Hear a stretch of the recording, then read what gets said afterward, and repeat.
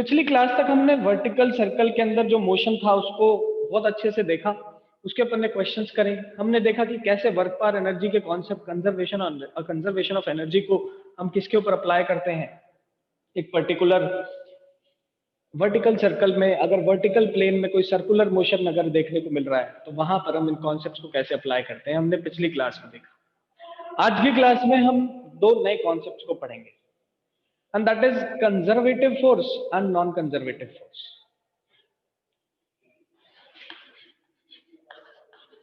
Conservative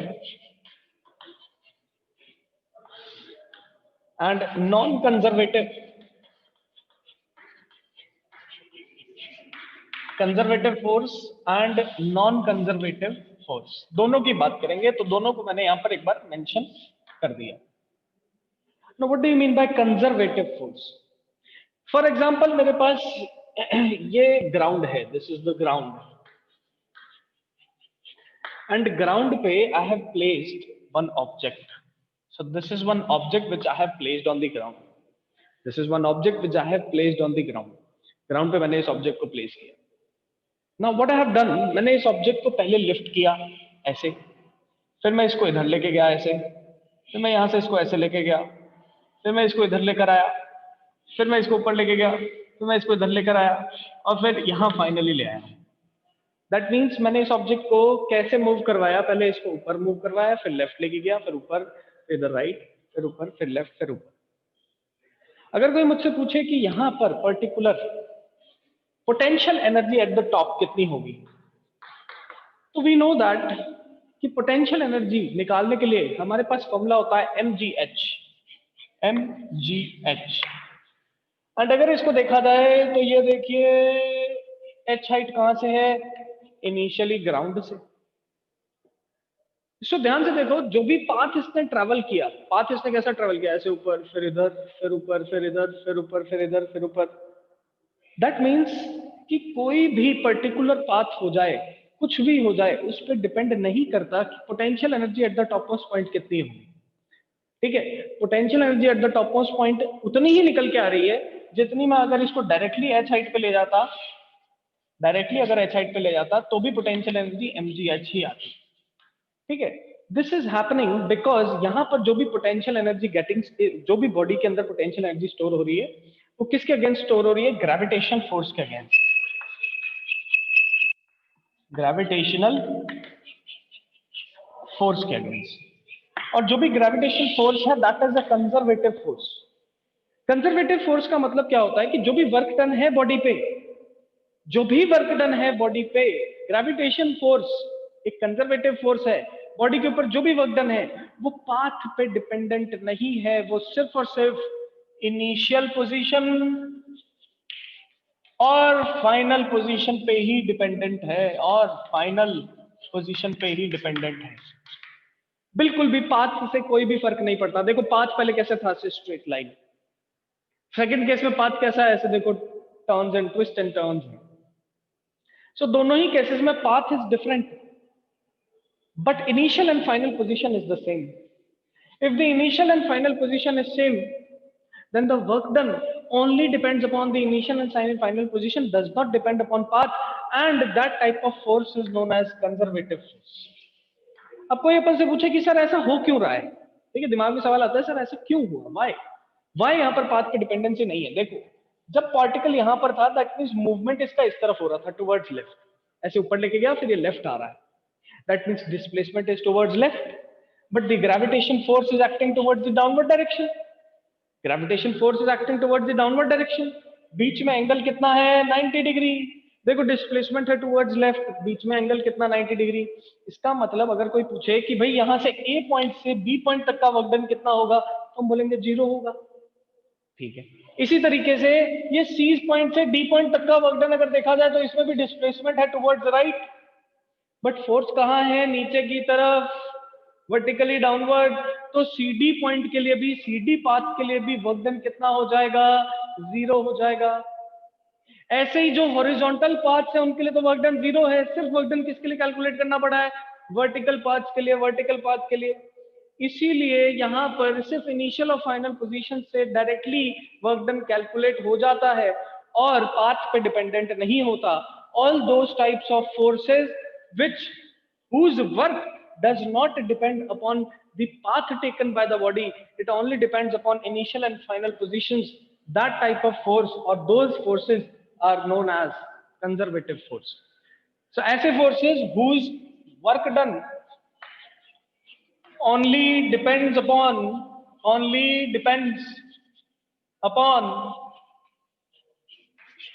path, initial and final positions, initial and final positions, those forces are known as conservative forces. तो आपको याद रखना है, what are conservative forces?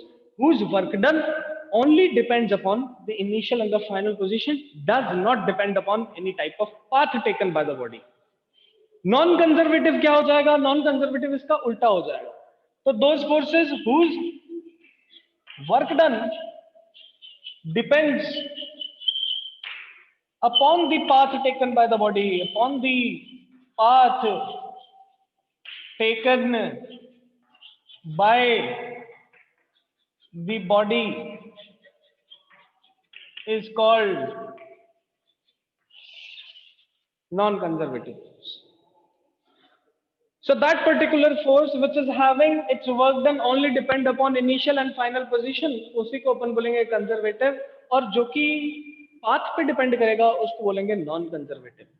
This is the type of particular definitions और particular question जिस पे बन के आते हैं. एंड बेटा बहुत ज्यादा इंपॉर्टेंट है, 12th क्लास में ये चीज वापस रिपीट होगी. 12th क्लास का फर्स्ट चैप्टर आपका पड़ेगा electrostatics. And in that electrostatic chapter, we will study about Coulomb forces. We will study about Coulomb forces, the forces which are acting between two charges. वहां पर ये फिर से concept repeat होगा. तो जो फॉर्मूला अभी यहां से डेराइव कराऊंगा, एग्जैक्ट सेम फॉर्मूला वहां पर वापस रिपीट होगा. आपको भी इतना याद ध्यान रखना है, मैं वहां पर भी आपसे वापस से पूछूंगा कि कंजर्वेटिव और नॉन कंजर्वेटिव में क्या फर्क होता है. तो आपका आंसर ये नहीं होना चाहिए कि सर कंजर्वेशन ऑफ एनर्जी जहां पर लगे वो कंजर्वेटिव फोर्स, और नॉन कंजर्वेटिव फोर्स में कंजर्वेशन ऑफ एनर्जी नहीं है. नहीं, ऐसा कुछ नहीं होता. बच्चों से मैं हर साल पूछता हूं कि व्हाट इज कंजर्वेटिव फोर्स, बोलते हैं कंजर्वेशन ऑफ एनर्जी. नहीं, हमेशा याद रखना है conservative force means that force whose work done only depends upon initial and the final positions, does not depend upon the path. Example के लिए यहां पर मैं कुछ एग्जाम्पल लिख सकता हूं. First is electrostatic force, second is gravitational force and so on. बहुत सारे फोर्सेस हो सकते हैं. So electrostatic force, gravitation force, these are the examples of conservative force. Non conservative force का क्या एग्जांपल रहेगा? So the example for non conservative force is viscous force. Viscous force कहां act करता है? फ्लूइड के अंदर. फ्लूइड के अंदर आपने देखा है दैट वाटर बड़े ही आराम से फ्लो करता है, ठीक है, बट जो हनी है वो बहुत धीरे धीरे फ्लो होता है. That means viscosity of honey is what more than the viscosity of water.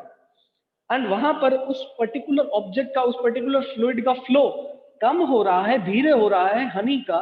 ऐसा किसकी वजह से हो रहा है? Because of the viscous forces. So viscous forces depend upon the path, but electrostatic force, gravitational force, these do not depend upon the path. This only depends upon the initial and the final position. फटाफट बताइए सबको conservative force और non conservative force clear हुआ कि नहीं? पास, hand raise करके बताओ.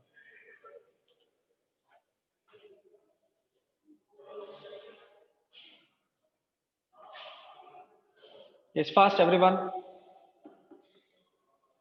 This concept will repeat itself. ये कॉन्सेप्ट खुद को रिपीट करेगा. कब करेगा?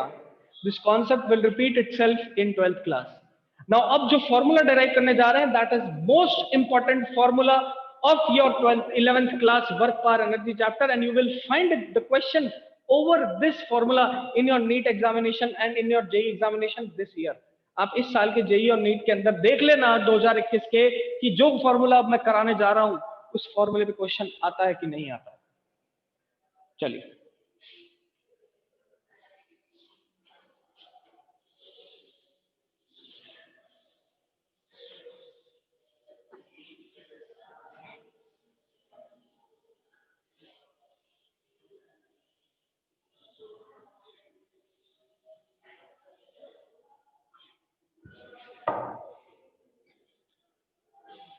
व्हाट इज हैपनिंग, सी एक पर्टिकुलर ऑब्जेक्ट एम मास के ऑब्जेक्ट को लिफ्ट अगर करना है तो मुझे एफ फोर्स ऊपर लगाना पड़ेगा इसको लिफ्ट करने के लिए। चलिए एफ फोर्स हमने इसको ऊपर लगाया तो इस पे डिस्प्लेसमेंट आता है एच का और बॉडी यहां पहुंच जाती है इधर, ये लो यहां पहुंच गई। Potential energy at the top कितनी होगी, तो potential energy at the top will be that particular energy जितना मैं इस पर्टिकुलर ऑब्जेक्ट पे वर्क करूंगा।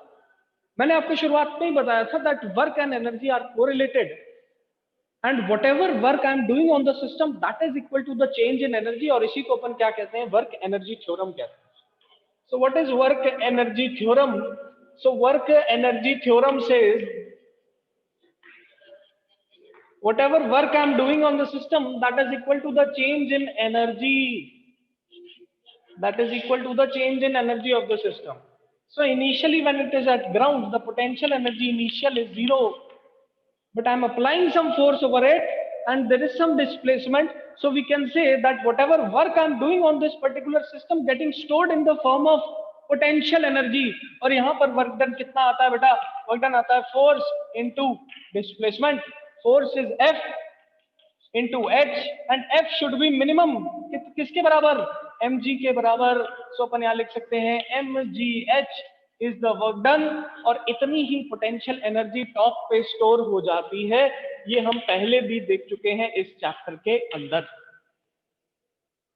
सिंपल सी बात है। तो work done by external force getting stored in the form of potential energy. Now very important, इसी पर्टिकुलर बॉडी पे नीचे की तरफ ग्रेविटेशन फोर्स भी लग रहा है बेटा। अगर कोई अपन से पूछे work done by gravitation force कितना होगा, तो work done by gravitational force will be equal to work done is equal to F dot S, F S cos 180 degree. क्यों, क्योंकि ग्रेविटेशन फोर्स लग रहा है डाउनवर्ड और फोर्स लग रहा है अपवर्ड। फोर्स है अपवर्ड, ध्यान से देखिए कौन सा, एक्सटर्नल फोर्स। ग्रेविटेशन फोर्स लग रहा है डाउनवर्ड, ये लो ग्रेविटेशन फोर्स लग रहा है डाउनवर्ड। बॉडी का डिस्प्लेसमेंट कहाँ है, ऊपर। बॉडी का डिस्प्लेसमेंट है ऊपर, ग्रेविटेशन लग रहा है नीचे। So we can say that the angle between force, कौन सा force, gravitation force, and the displacement, it is 180 degree. So the displacement and gravitation force are having 180 degree, or they are in opposite direction to each other.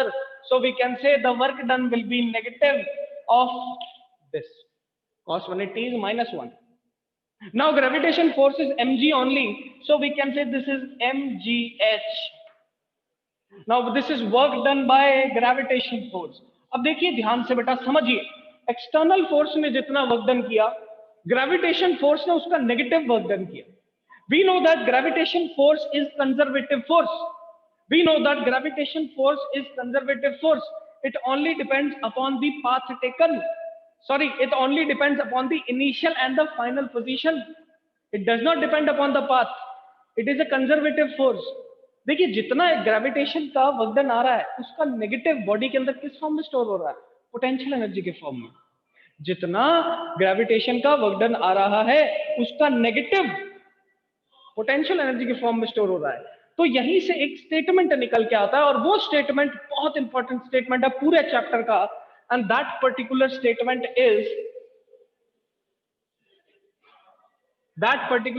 Is negative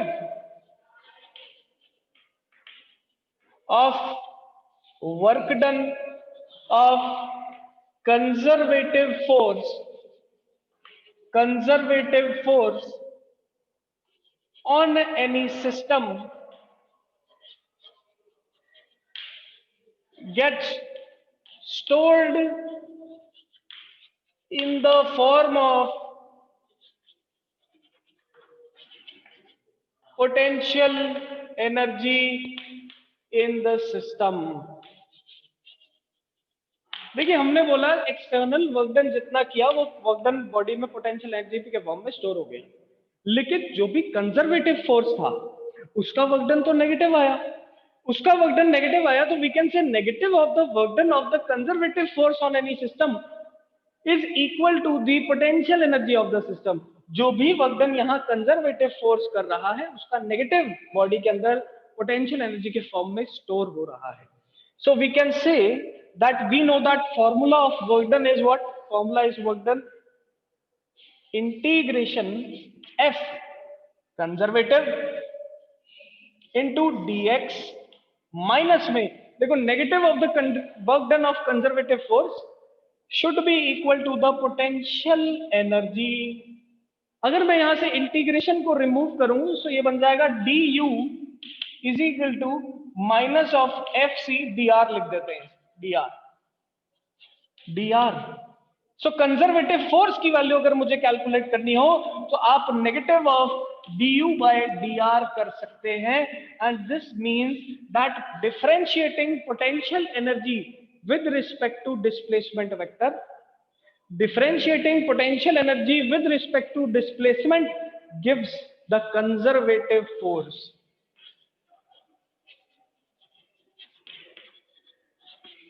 So whenever you have potential energy, जब भी आपके पास potential energy displacement के form में दे रखी हो और आपसे question पूछ ले कि भाई बताइए कि इस पर्टिकुलर पोटेंशियल एनर्जी से कितना फोर्स इन्वॉल्व होगा, तो आप उस पोटेंशियल एनर्जी को डिफरेंशिएट कर दो with respect to displacement and you will get conservative force.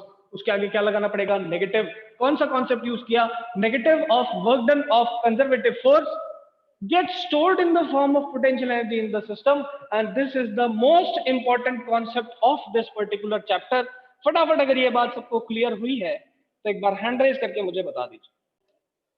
अब अपन करते हैं कुछ क्वेश्चन। अब आइए क्वेश्चन करते हैं। सी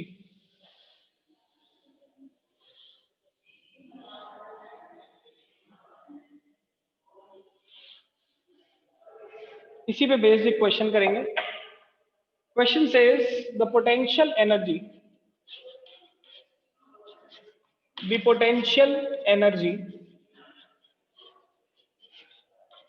of a system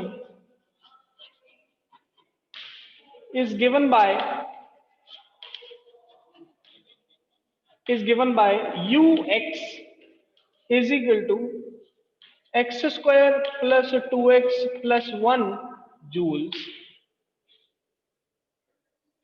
Calculate the instantaneous force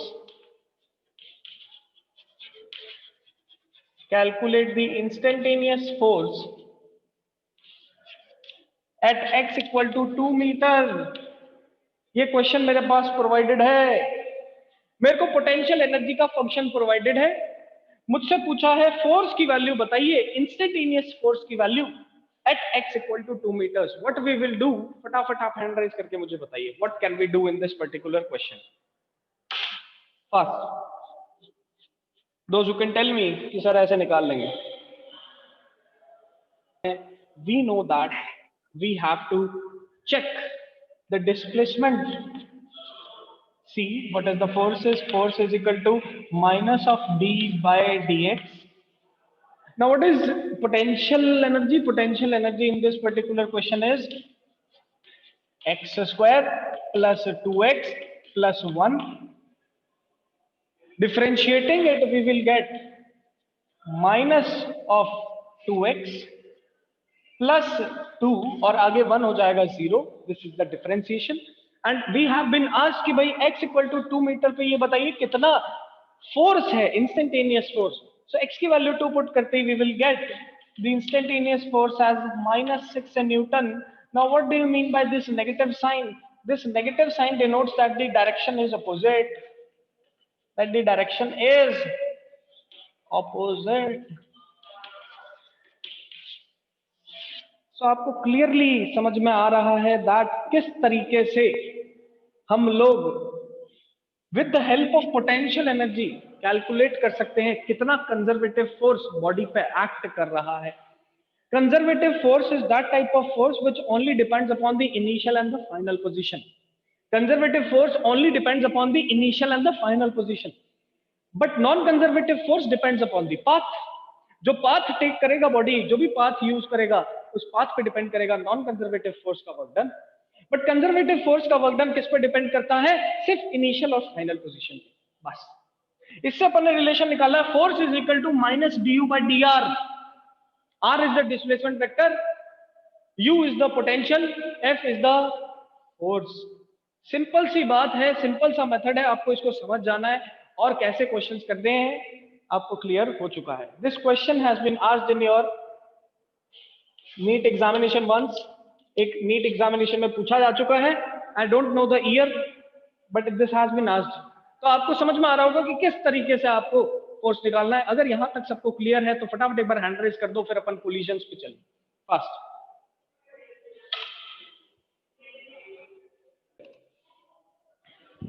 Now next in this particular topic is collisions. और कोलिजन को पढ़ने से पहले हमें पढ़ना पड़ेगा कंजर्वेशन ऑफ मोमेंटम, जो कि हम लॉज ऑफ मोशन में छोड़ के आए थे। याद करो, हमने बोला था कि कोलिजन नाम का एक पूरा चैप्टर पढ़ेंगे, पूरा टॉपिक पढ़ेंगे और उसके अंदर अपन कंजर्वेशन ऑफ मोमेंटम को अच्छे से डीपली स्टडी करेंगे। इस चैप्टर के अंदर सारे कॉन्सेप्ट यूज हो जाएंगे आपके बेटा, जो अभी तक अपन ने लॉज ऑफ मोशन में पढ़ा, जो अभी तक अपन ने एनर्जी, वर्क पावर एनर्जी में पढ़ा, सारी चीजें अब यूज करने वाला हूं मैं। ध्यान से देखिए what is happening. By within the end of this week we will finish this work power energy chapter। हम सैटरडे तक इस चैप्टर को कंप्लीट कर देंगे, ठीक है? फिर अपन रोटेशन शुरू कर देंगे and by the end of December we will try to finish rotation. हालांकि रोटेशन सबसे बड़ा चैप्टर है, लेकिन फिर भी we will try to finish it. चलिए, so now we will start our next topic which is collision। this is a part of work power energy only। कोई अलग से चैप्टर नहीं है, लेकिन कोलिजन्स को अपन अलग से क्यों पढ़ते हैं? क्योंकि यहाँ पर अपन सारे कॉन्सेप्ट्स देखेंगे, इसके इम्पल्स भी देखेंगे, हम यहाँ पर कंजर्वेशन ऑफ मोमेंटम भी देखेंगे, कंजर्वेशन ऑफ एनर्जी भी देखेंगे। तो सब कुछ एक साथ देखने के लिए हमने इसका एक नया टॉपिक बना दिया which is collision. Now what is collision? Collision क्या हो रहा है? हाईवे पे दो गाड़ियां चल रही है, एक तेज चल रही थी, पीछे वाली तेज आ रही है और आगे वाली धीरे चल रही है, आते आते एक दूसरे से टकरा गए। क्या हुआ? कोलिजन।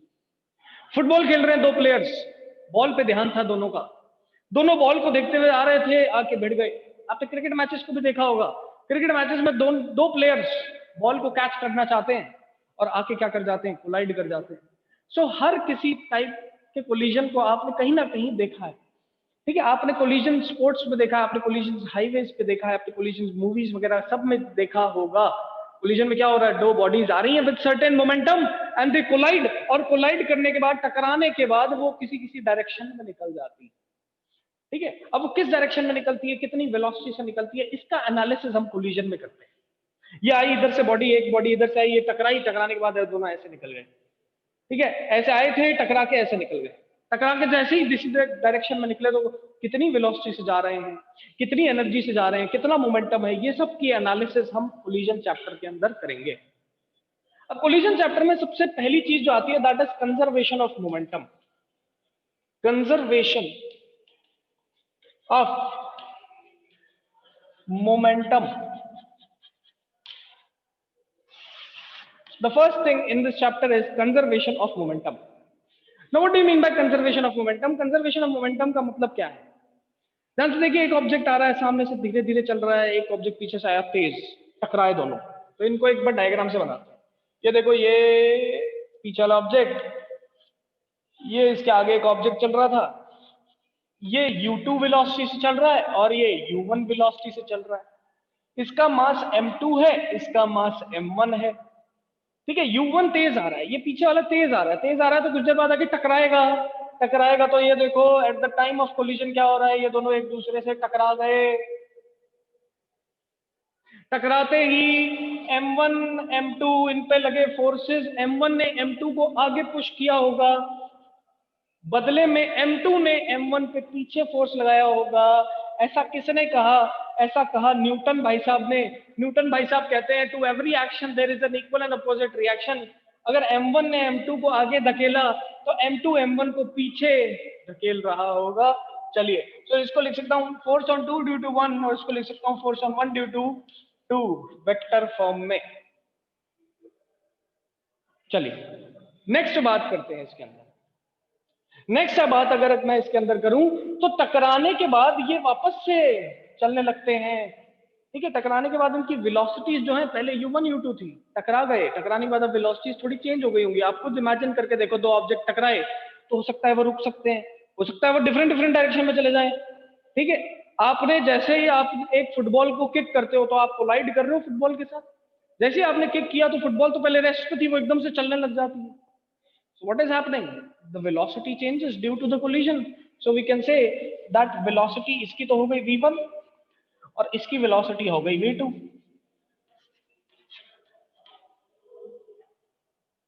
ठीक है, तो इनिशियल वेलोसिटीज दोनों ऑब्जेक्ट की मुझे पता है, फाइनल वेलोसिटीज भी मेरे को दोनों ऑब्जेक्ट की पता है। We can say that force on 1 due to 2 is equal to force on 2 due to 1, but the direction is opposite, so we will introduce a minus sign। Direction opposite होने के कारण हमने यहाँ पर एक माइनस साइन को introduce करा। Minus sign यहाँ पर क्या डिनोट कर रहा है कि दोनों की डायरेक्शन क्या है, ऑपोजिट, बट इक्वल टू क्या डिनोट कर रहा है, इक्वल टू डिनोट कर रहा है दोनों का मैग्नीट्यूड क्या है, सेम। और ये किसने कहा, न्यूटन ने कहा, to every action there is an equal and opposite reaction. अब पुट करते हैं इसमें न्यूटन का फॉर्मूला। न्यूटन का फॉर्मूला क्या कहता है, न्यूटन कहता है force is equal to mass into acceleration. अब देखो फोर्स ऑन 1 है, ये देखो फोर्स ऑन 1 ड्यू टू 2 और ये है फोर्स ऑन 2 ड्यू टू 1। ये फोर्स लगा सेकंड पे, किसकी वजह से, फर्स्ट की वजह से, तो ये नाम दिया मैंने। इसका नामकरण क्या किया मैंने, ये लग रहा है फर्स्ट पे फोर्स, किसकी वजह से लग रहा है, सेकंड की वजह से लग रहा है, तो नामकरण मैंने दे दिया F12 और यहाँ दे दिया F21। सो ये लग रहा है फोर्स ऑन 1 ड्यू टू 2, तो अपन मास ऑफ 1 लेंगे, एक्सेलरेशन ऑफ 1 लेंगे। This will be equal to minus of mass of 2 acceleration of 2। Mass of 1 को ऐसे ही रहने देते हैं, एक्सेलरेशन 1 का कितना होगा, देखिए एक्सेलरेशन होता है final velocity minus initial velocity upon time. So final velocity minus initial velocity upon में time, this will be equal to minus of m2 final velocity minus initial velocity divided by time. Time से time cancel, we get m1 v1 minus m1 u1 is equal to minus of m2 v2 plus m2 u2। u वाली terms को एक तरफ लिख लेते हैं और v वाली टर्म्स को एक तरफ लिख लेते हैं। तो यहां से मेरे पास इक्वेशन बनी m1 u1 plus m2 u2 is equal to m1 v1 plus m2 v2। ध्यान से देखिए, What is m1 v1, what is m2 v2? ये हो गया मोमेंटम किसका, फर्स्ट ऑब्जेक्ट का, मोमेंटम किसका, सेकंड ऑब्जेक्ट का, बट कौन सा, फाइनल मोमेंटम, या फिर बोले after collision. After collision initially बात करें तो देखिए इनिशियल या फिर बिफोर कोलिजन ये पिक्चर थी, तो before collision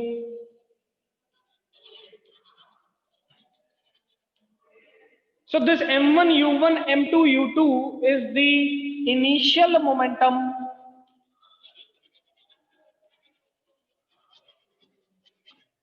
and this m1 v1 m2 v2 is the final momentum।